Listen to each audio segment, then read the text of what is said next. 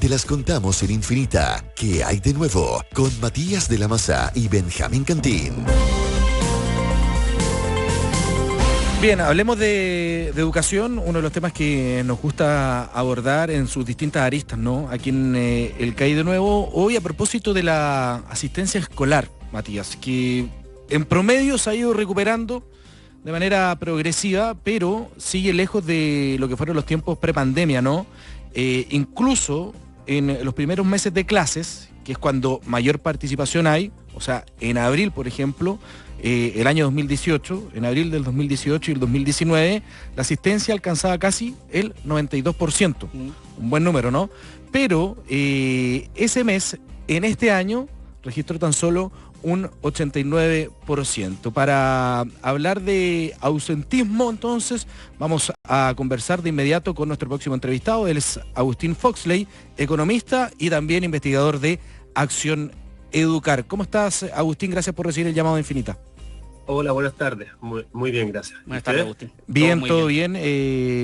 Interesados en este tema, sobre todo quienes somos padres, ¿no? Déjame preguntarte a raíz de este análisis que hacen ahí en Acción Educar, el cual, entre otras cosas, advierte que casi 700.000 estudiantes tuvieron inasistencia grave en lo que va de este año. ¿Qué entendemos por inasistencia grave para quienes no están muy familiarizados con ese concepto? Porque se habla de inasistencia grave y también se habla, por otro lado, de ausentismo crónico. ¿Ahí cuáles son las diferencias que se pueden hacer al respecto? Sí, inasistencia grave es cuando un niño pierde el 15% o más de las clases del mes. Y ausentismo crónico es un término que se utiliza en la literatura que tiene distintas acepciones, pero puede significar algo similar. Nos preocupa el tema de la inasistencia grave porque, como te decía, una asistencia que se pierda el 15% más de los días o una asistencia menor al 85% significa que uno pueda perder al año incluso hasta un mes y medio de clase, si uno lo extrapola a largo plazo, lo cual es una pérdida de aprendizaje gravísima. La asistencia se relaciona con indicadores de mejores perspectivas de vida, de trabajo, mejores salarios, menor probabilidad de delinquir, menor probabilidad de ingerir drogas ilícitas, ¿verdad? Entonces, por eso monitoreamos periódicamente mes a mes la asistencia y nos preocupan mucho estos datos. ¿Y disculpa, Matías, ¿qué factores están incidiendo en este tema? Tú ya hablas de lo positivo que es ir a clase, evitar todas estas situaciones que recién relatadas, pero ¿cuáles son los factores que están impidiendo de que esos niños tengan una regularidad escolar, por decir? Mira, aquí lo que ocurrió claramente fue el shock de la pandemia, que vio alteradas todas estas trayectorias educativas de los niños, cambiaron las vidas de los padres también, y es muy difícil poner con el dedo dónde está el problema particularmente, pero sí estamos viendo hoy día, producto de la pandemia, una crisis en múltiples ámbitos. Por ejemplo, en el sistema de educación parvularia hemos visto que los padres valoran menos el nivel educativo, entonces valoran lo mismo, casi lo mismo dejar al niño o a la niña en casa versus llevarlo a un jardín infantil o a pre-kinder, kinder.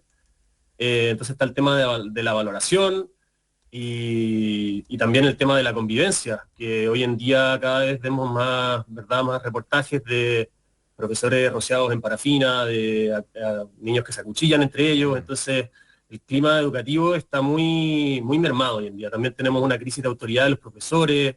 Está el tema de, con tanta pantalla y tanta red social, ya es más difícil que los niños logren mantener atención prolongadamente respecto a una asignatura o hacerle caso a sus mayores o a sus apoderados.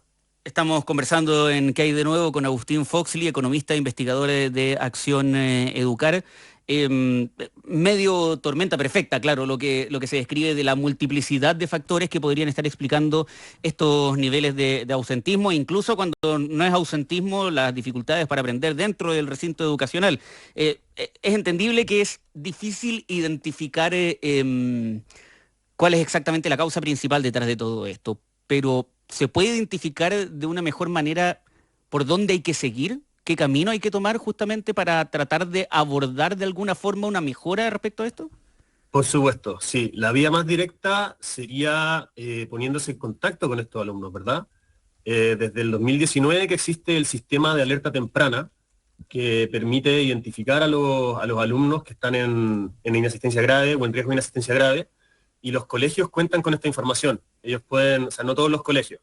Ahora el Mineduc está trabajando en conjunto con el Banco Interamericano del Desarrollo en un nuevo sistema de alerta temprana más grande, que pueda abarcar a un 42% de la matrícula de educación pública, pero el problema es que esto todavía no está listo, y va a estar listo recién a fines del año 2024. Entonces hemos visto que el Mineduc se ha desplegado de manera tardía, y en todo lo que es el plan de reactivación también han faltado recursos. Están los equipos de asistencia y revinculación, conformados por un profesional y un gestor, los cuales solo se han contratado 1.400, 1.500 profesionales, o sea, revinculadores aproximadamente para estos equipos. Le estaríamos pidiendo, en otras palabras, considerando la deserción de alrededor de 50.000 estudiantes, que cada revinculador se será a cargo de 34 estudiantes. Es una tarea, le estamos dando mucha carga a estos equipos. Necesitamos sí o sí, urgentemente, poner más recursos en reactivación. Viéndolo por este lado, en el eje de asistencia y revinculación, contratando más revinculadores, más profesionales, más gestores, que se desplieguen en las comunas donde estamos teniendo más inasistencia, ¿verdad? Y sí, eso. Y dar más. Agustín, déjame volver un poco más atrás en lo que tú nos cuentas a propósito del valor de la escuela. Tú decías que hay incluso padres apoderados que no le están entregando el valor necesario a la escuela, sí, y que de una otra manera se ve reflejado en estas cifras. ¿Cómo llega a pasar eso? ¿Por qué el apoderado siente que no es un buen espacio en determinados momentos mandar a su hijo al colegio, considerando todos los beneficios que hay, incluso en sectores más vulnerables, como la alimentación incluso? ¿Qué está fallando ahí desde el rol de paternal de los padres, pero también con el tema del Estado? Porque no sé si lo mencionaste, pero hay también en pie un plan de reactivación que al parecer no ha sido suficiente para poder cambiar esta situación. Bueno, sí. Bueno, estamos el tema de la valoración y el tema de los apoderados, ¿verdad? O sea, perdón, el tema de valoración y el tema del plan de reactivación. Sí. Lo que te mencionaba ahora de los equipos de revinculadores es parte del plan de reactivación, el cual tiene 3 ejes, ¿verdad? Que es la convivencia, los aprendizajes y la reactivación y asistencia. Entonces tenemos un plan de reactivación, pero se ha desplegado tarde y le han faltado recursos. Ya. Por un lado. Por el tema de la valoración de los apoderados, de nuevo, el caso es muy diferente viéndolo por grupos etarios. Como te decía, en parvularia está la idea errónea de que es igual de valioso dejar a un niño en la casa o con una cuidadora o cuidador informal que llevarlo a que tenga formalmente educación, que se vincule con otros niños, ¿verdad?, que aprenda a compartir, a regular sus emociones, a vivir al final en comunidad. Entonces, donde nosotros vemos más evidentemente el problema de la valoración es en educación parvularia. Yeah. En educación básica y media, también es difícil ver cuál es la razón por la que los apoderados no están mandando a sus hijos, pero un problema que puede hacerse muy patente hoy día es el tema de la convivencia, el tema y del crimen también en los establecimientos. Entonces, son problemas muy grandes y que hay que abordar también urgentemente el tema de la convivencia escolar. Puede ser Agustín, déjame preguntarte también cómo contrasta todo esto en cuanto a las prioridades, ¿no?, del Ejecutivo. Quizás, no sé cuál es tu lectura, pero quizás desde el Ministerio de Educación no están leyendo bien las prioridades que necesita hoy nuestro sistema de educación, sobre todo lo que pasa en los colegios. ¿Cómo contrasta esto también con, por ejemplo, el anuncio que hace el Ministerio de Educación de actualizar el currículum escolar de primero básico a segundo medio? Te lo pregunto en cuanto a las prioridades. ¿Crees que quizás deberían darle una prioridad a lo del tema del ausentismo antes de avanzar en la actualización de los currículum, por ejemplo? Mira, yo creo que definitivamente el tema de la asistencia y la reactivación educativa tiene que ser una prioridad, y no lo hemos estado viendo en la agenda del Mineduc.